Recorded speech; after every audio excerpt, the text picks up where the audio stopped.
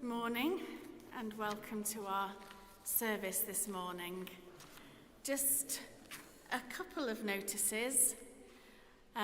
All our notices are on page 22 of our service booklet. But for tomorrow, there is the Diw a Dysgwyr service. So the second service of Diw a Dysgwyr, our monthly service for Welsh learners.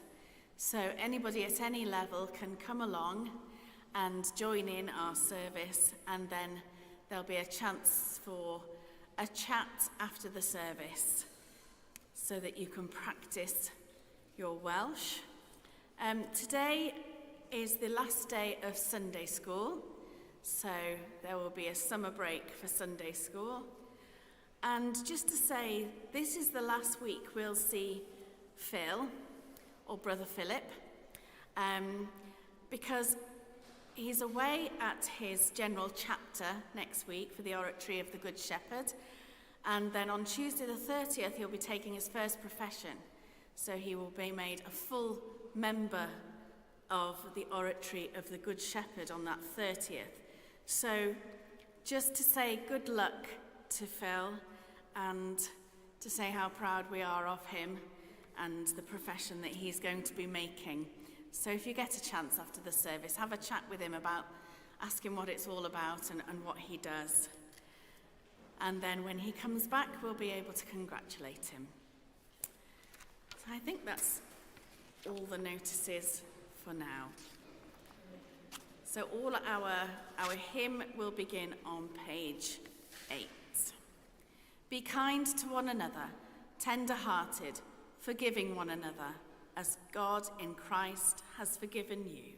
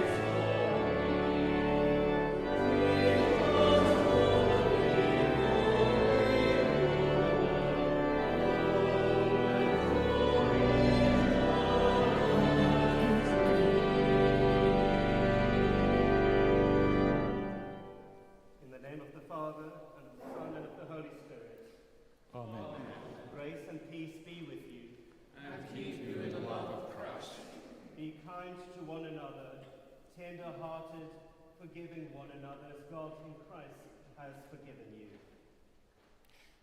As we gather to celebrate this Holy Eucharist to the glory of God, we prepare ourselves by confessing our sins. Trusting in the goodness of our merciful Father, upheld by the gentleness of our companion Jesus, seeing our lives anew in the radiance of the life-giving Spirit. Heavenly Father, we have sinned in thought, word, and deed, and have failed to do what we ought to have done. We are sorry and truly repent. For the sake of your Son, Jesus Christ, who died for us, forgive us all that is past, and lead us in his way, to walk as children of light. Amen. Almighty God, have mercy on you, forgive you and set you free from sin, and keep you in eternal life. Amen.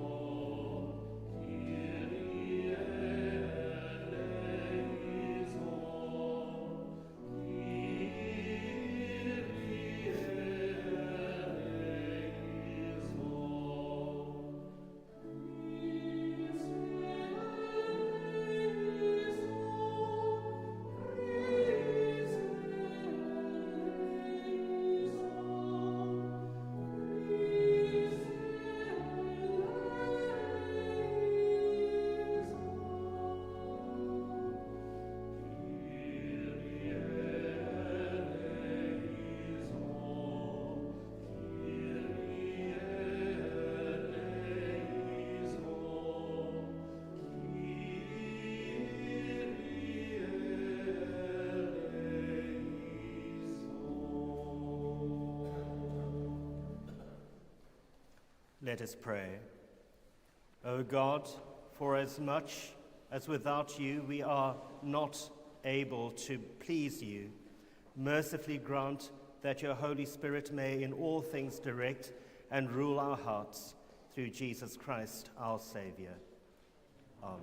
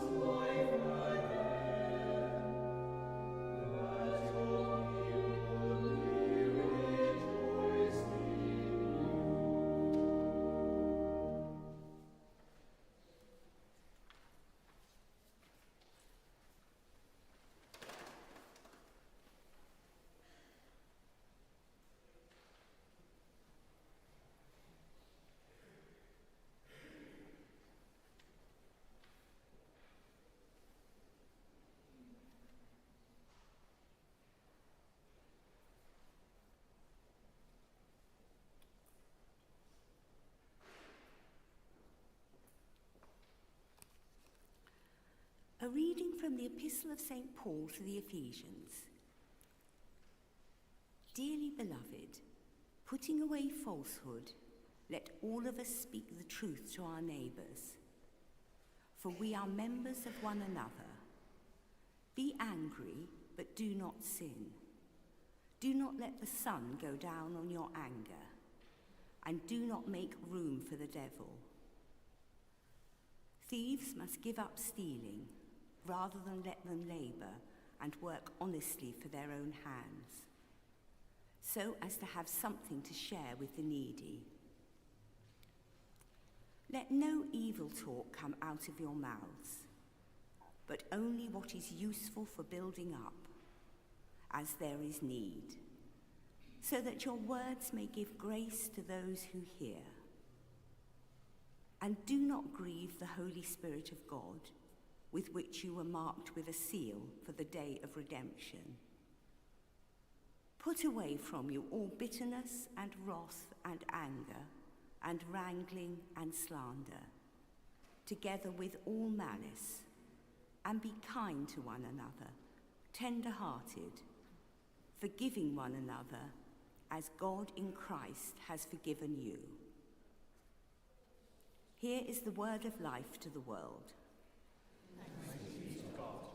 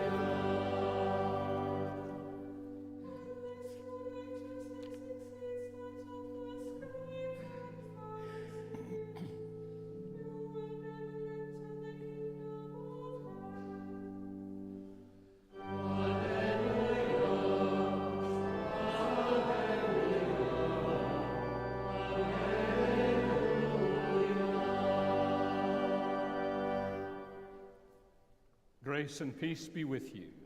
And keep you in the love of Christ. Listen to the Holy Gospel according to St. Matthew. Glory to you, O Christ. At that time, when Jesus saw the crowds, he went up the mountain, and after he sat down, his disciples came to him. Then he began to speak and taught them, saying, I tell you, unless your righteousness exceeds that of the scribes and Pharisees, you will never enter the kingdom of heaven. You have heard that it was said to those of ancient times, you shall not murder, and whoever murders shall be liable to judgment. But I say to you that if you are angry with a friend, you will be liable to judgment. And if you insult a friend, you will be liable to the council. And if you say, you fool, you will be liable to the hell of fire. So when you are offering your gift at the altar, if you remember that your friend has something against you, leave your gift there before the altar and go. First be reconciled to your friend, and then come and offer your gift. This is the gospel of our Saviour. Praise to you, O Christ.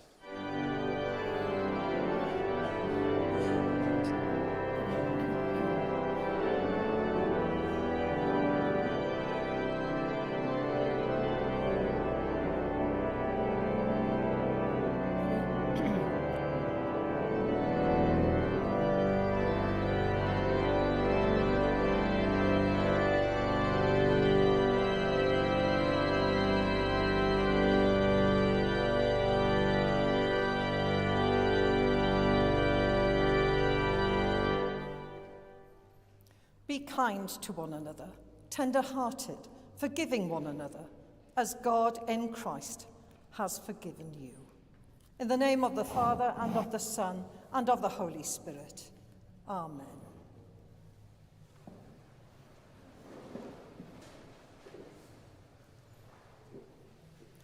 There has been much unrest, anger, and hatred in the world in recent times.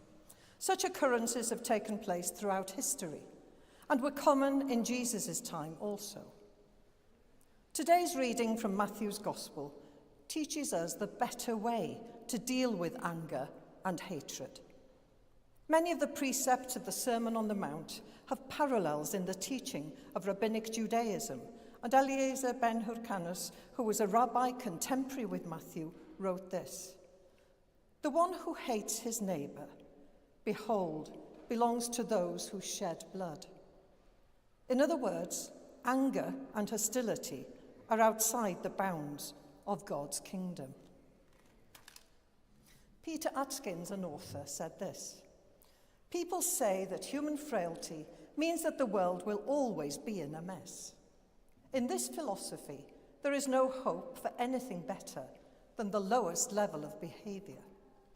But surely Jesus was right to teach us the better way. Matthew was right to record it faithfully. The church to whom this gospel was written was right to treasure it as good news. God promised that a heart can be renewed by the Spirit to obey teaching like this. That is Christ's message of hope for the world. Surely it makes sense to aim for more than a mess." Well, such tensions run between nations, families, and even within the same household. Insecurity is often the reason for such tensions, which result in anger. Anger can be a destructive force. When someone has been angry with us, we can become angry ourselves and take it out on others. We need to keep it in check and deal with it.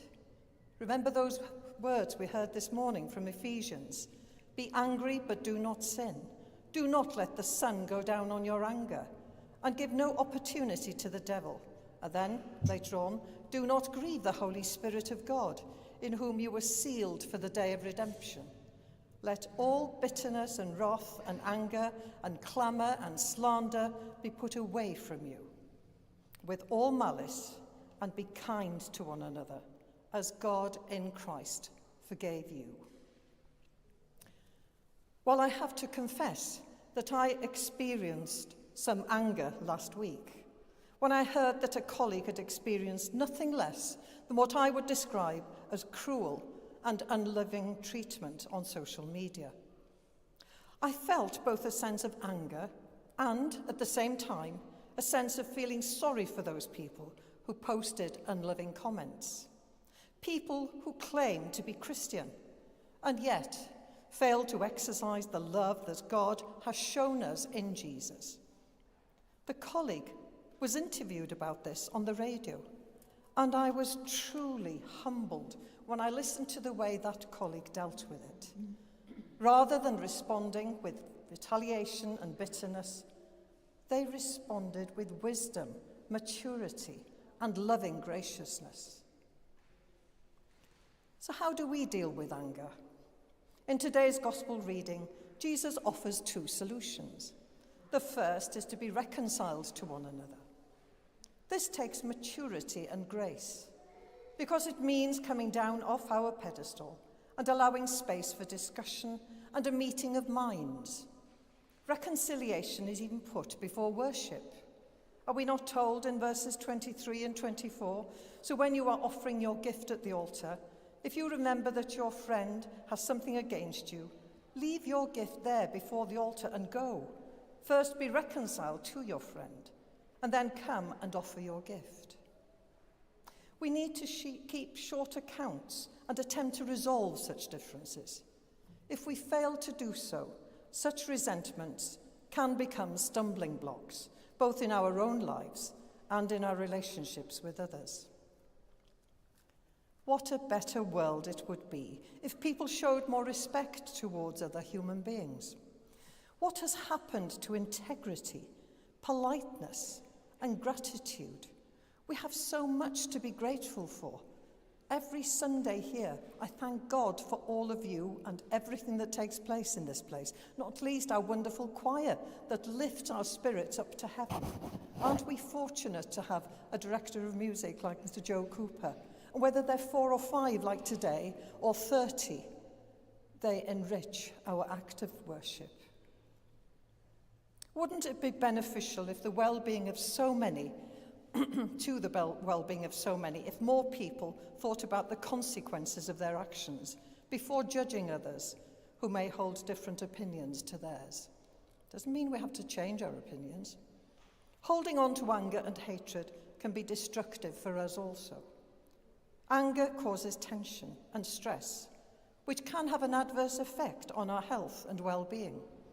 It prevents us from being fully alive. You will be pleased to know that I did let go of the anger that I felt last week by saying sorry to God and asking for forgiveness.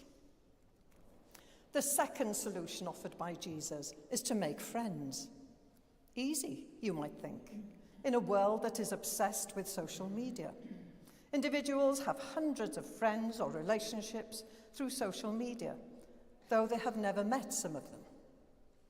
The late John O'Donoghue, an author of books that provided sustenance for many souls hungering for connection in a shallow, narcissistic world, a world full of what is called the religion of rush, said that in our culture there is an excessive concentration on the notion of relationship. People talk incessantly about relationships.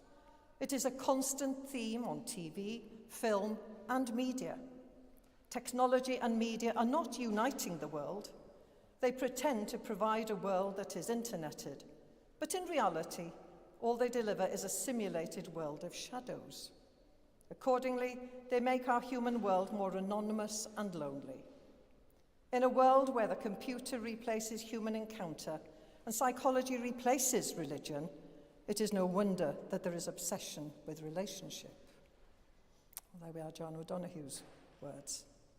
But I'm sure that some of those relationships or friendships will be good ones, but others will be superficial ones.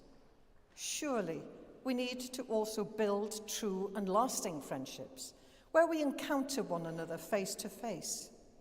There is something powerful about looking into a person's eyes. Is it not said that the eyes are the mirror of the soul? When we build a deeper relationship with others, we learn to respect and love those people. Love is the nature of the soul. The soul needs love as the body needs air. When we are in deep communion with our soul, we find a potential in our lives to become the people God created us to be. When we do this, we shine in the world with the love of Christ, and we beautify our minds. Someone once said that when you beautify your mind, you beautify your world. You learn to see differently. In what seemed like dead situations, secret possibilities and invitations begin to open before you. In old suffering that held you long paralyzed, you find new keys.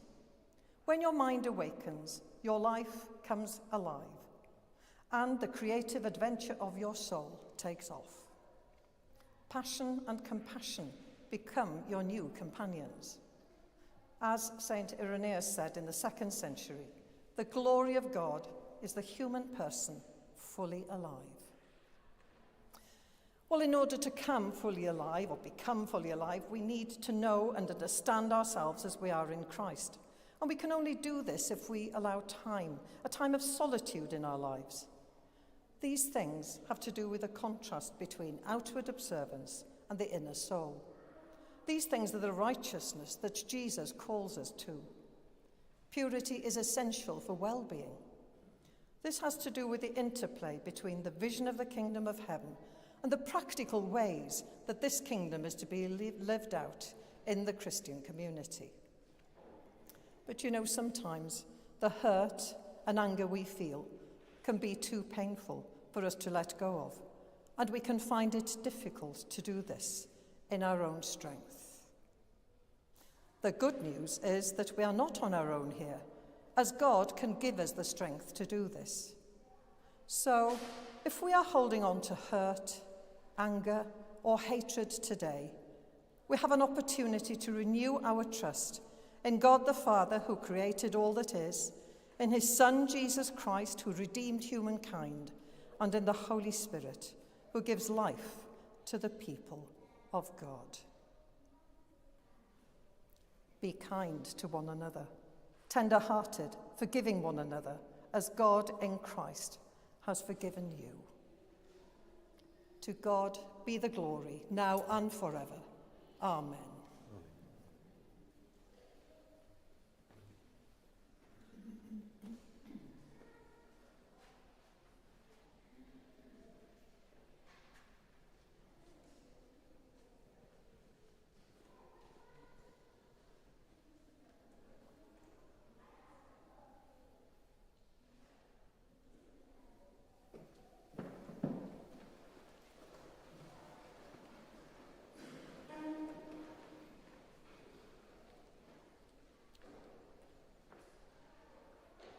Together, let us affirm our faith.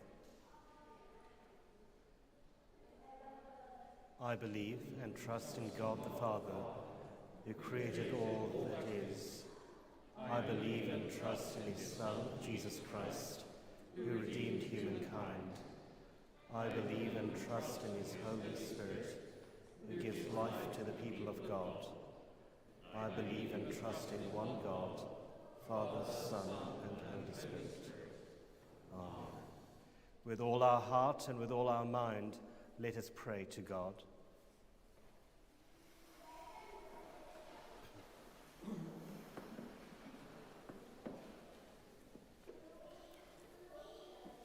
Holy God, we pray for your church created for your glory. We pray for Archbishop Andrew, Bishop David, and Archdeacon David. We pray for the ministry of Eglwys y Groes and of this cathedral church.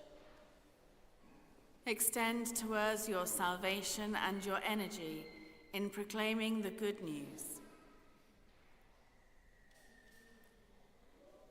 God, in your mercy. Hear our prayer. Holy God, we pray for our communities born of your love. We pray for all in need in our communities at this time. Extend to us your animating spirit and your sustaining ways. God, in your mercy. Hear our prayer. Holy God, we pray for the world created by your love. We pray for the persecuted people of Ukraine, Gaza, Israel, and Iran, for justice and peace in those lands. Extend to us your righteousness and your reconciling ways. God, in your mercy. Hear our prayer. Holy God, we pray for your people formed in your image, and especially for the lonely, the bereaved, and the sick.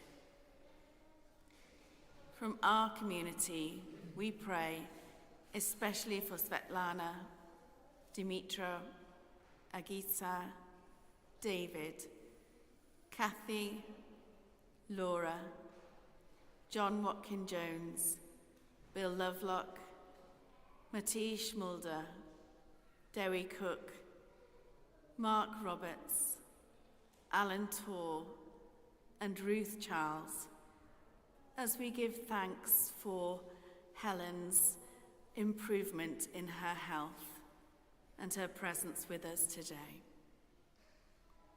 God, in your mercy, hear our prayer. Holy God, we pray for those we love but see no longer. We pray for those who have died recently, especially for Jacqueline Hughes and David Tomlinson, and for those whose year's mind falls at this time, among them Vera Watson. Rest eternal grant unto them, O God, and let light perpetual shine upon them. May they rest in peace and rise in glory. Uniting our prayers with those of Mary, the Mother of God, Daniel, and all the saints, we pray, merciful Father, accept these prayers for the sake of your Son, our Saviour, Jesus Christ. Amen.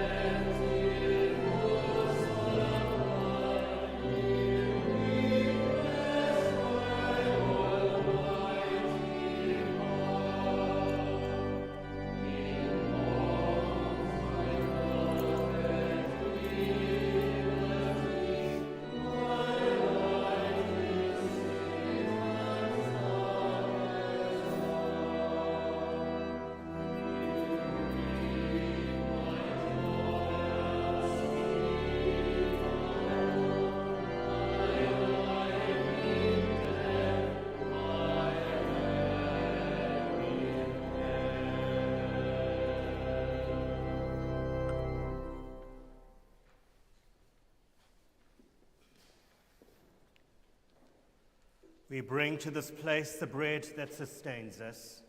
It will become for us the bread of life. We bring to this place the wine that mellows us.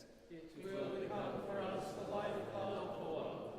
Grace and peace be with you. And keep you in the love of Christ. Lift up your hearts. We lift them to the Lord. Let us give thanks to the Lord our God. It is right to give our thanks and praise. It is indeed right, it is our duty and our joy, at all times and in all places to give you thanks, Holy Father, all-powerful and ever-living God, through Jesus Christ our Lord. For he is our great high priest, who has freed us from our sins and made us a royal priesthood, serving you, our God and Father. And so with the host of angels and all the company of heaven, we proclaim the glory of your name and join in their unending hymn of praise.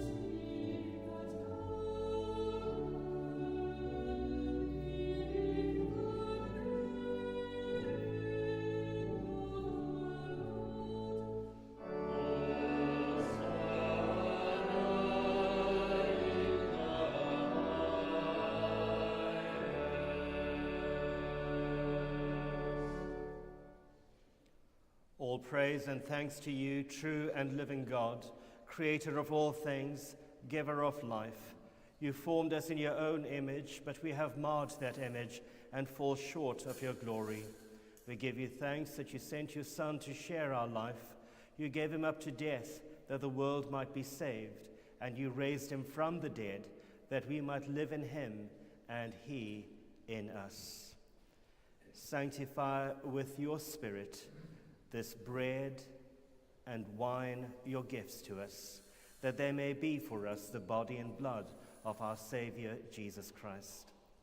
On the night he was betrayed, he took bread, and when he had given thanks, he broke it and gave it to his disciples, saying, "Take, eat.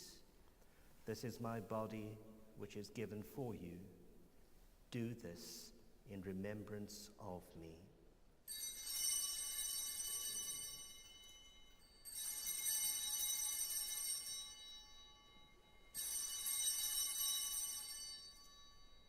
In the same way, after supper, he took the cup, and when he had given thanks, he gave it to them, saying, "Drink from this, all of you, for this is my blood of the new covenant, which is shed for you and for many for the forgiveness of sins. Do this as often as you drink it, in remembrance of me."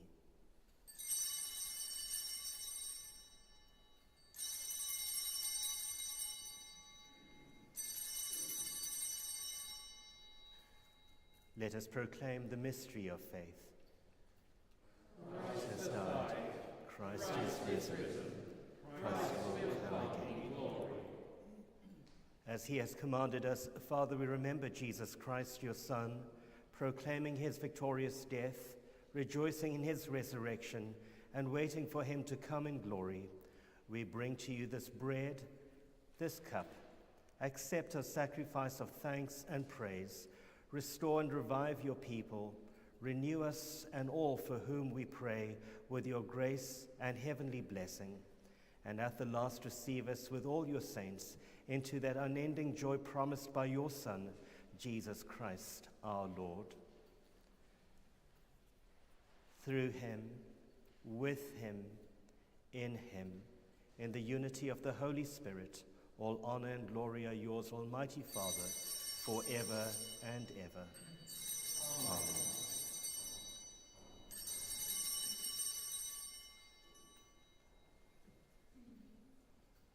As our Saviour taught us, we boldly pray. Our Father, who art in heaven, hallowed be thy name. Thy kingdom come, thy will be done, on earth as it is in heaven. Give us this day our daily bread, and forgive us our trespasses, as we forgive those who trespass against us. And lead us not into temptation, but deliver us from evil. For thine is the kingdom, the power, and the glory, forever and ever. Amen. You consecrate us by your Spirit to make us one body, growing from separation into your likeness, our nearness, the gift of your peace. The peace of the living God be always with you. And keep you in the love of Christ. We share a sign of peace. Amen.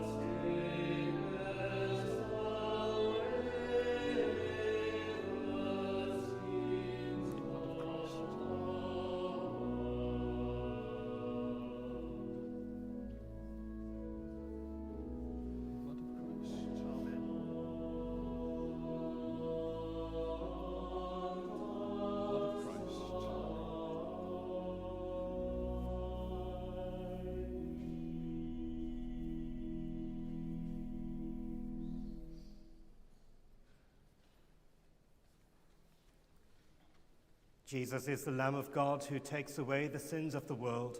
Happy are those who are called to his supper. Saviour, I am not worthy to receive you, but only say the word, and I shall be healed.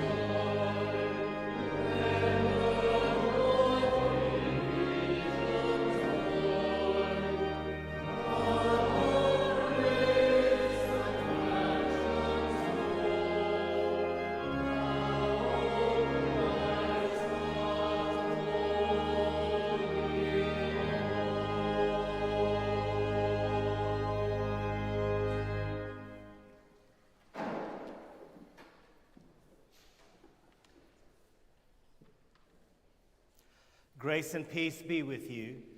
And keep you in the love of Christ. May the love of Jesus Christ draw you to himself.